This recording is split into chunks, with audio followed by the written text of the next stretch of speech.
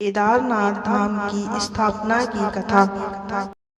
सुंदर बर्फीले पहाड़ों और घास के मैदानों से ढकी घाटियों के बीच स्थित केदारनाथ मंदिर न केवल तीर्थयात्रियों बल्कि दुनिया भर के दर्शनीय स्थलों की सूची में है।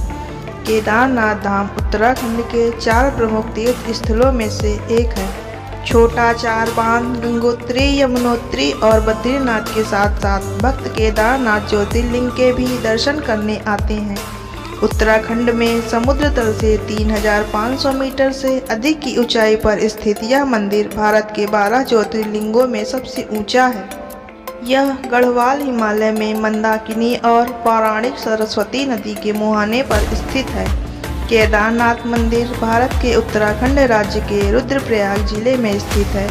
यह 12 ज्योतिर्लिंग में सम्मिलित होने के साथ साथ 4 धाम और पंच केदार में भी एक है। स्कंद पुराण और शिव पुराण में भी इस मंदिर का वर्णन किया गया है। आइए जानते हैं केदारनाथ ज्योतिर्लिंग की स्थापना की कथा। केदारनाथ उन 12 ज्योतिर्लिंगों में प्रमुख है जो स्वयं नारायण विष्णु की पूजा आराधना के बाद प्रकट हुआ। वैसे तो रामेश्वरम को पहला माना जाता है जो भगवान राम ने शिव जी की पूजा अर्चना करके स्थापित किया। केदारनाथ ज्योतिर्लिंग विष्णु के अवतार नर नारायण द्वारा तप और आराधना से प्रकट और स्थापित हुए हैं। माना जाता है कि द्वापर युग में कृष्ण और अर्जुन बने नर नारायण के बाद इंद्र ने ही केदारेश्वर की पूजा की। शिव पुराण में कोटि रुद्र संहिता के अनुसार विष्णु के अवतार धर्मपुत्र नर नारायण हिमालय के बद्रिकाश्रम में पार्थिव लिंग के पूजन के समय विराजमान रहते हैं। उनकी तपस्या के प्रभाव से इंद्रासन हिलने लगा, जिसके घबराकर इंद्र ने अप्सराओं को भेजा।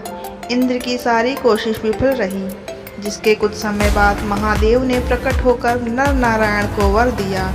नर नारायण की तपस्या और प्रार्थना के बाद केदारेश्वर महादेव के नाम से शिव यहाँ सदा के लिए प्रतिष्ठित हो गए।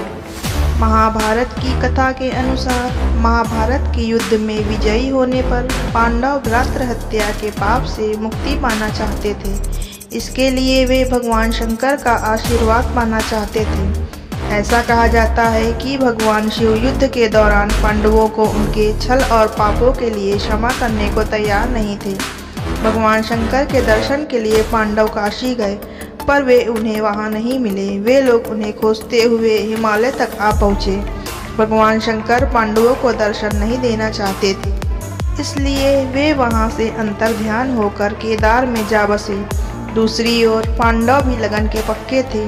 वे उनका पीछा करते करते केदार पहुँच ही गए। भगवान शंकर ने तब तक बैल का रूप धारण कर लिया और वे अन्य पशुओं में जा मिले। पांडवों को संदेह हो गया था, अतः भीम ने अपना विशाल रूप धारण कर 2 पहाड़ों पर पैर फैला दिया। अन्य सब गाय बैल तो निकल गए, पर शंकर जी रूपी बैल पैर के नीचे से जाने को तैयार नहीं हुए। भीम बलपूर्वक इस बैल पर झपटे, लेकिन बैल भूमि में अंतर्ध्यान होने लगा। तब भीम ने बैल की त्रिकोणात्मक पीठ का भाग पकड़ लिया। भगवान शंकर पांडवों की भक्ति दृढ़ संकल्प देखकर प्रसन्न हो गए। उन्होंने तत्काल दर्शन देकर पांडवों को पाप मुक्त कर दिया और उन्हें स्वर्ग जाने का रास्ता भी बताया।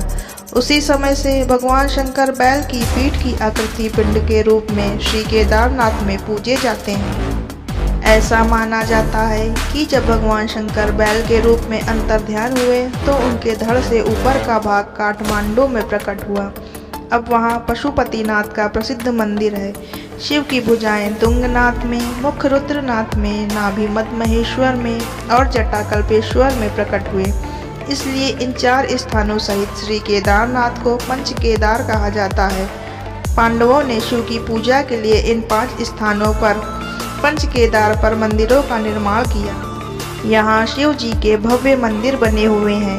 कहते हैं कि यहाँ सच्चे मन से दर्शन करने के बाद भक्तों को मोक्ष की प्राप्ति होती है।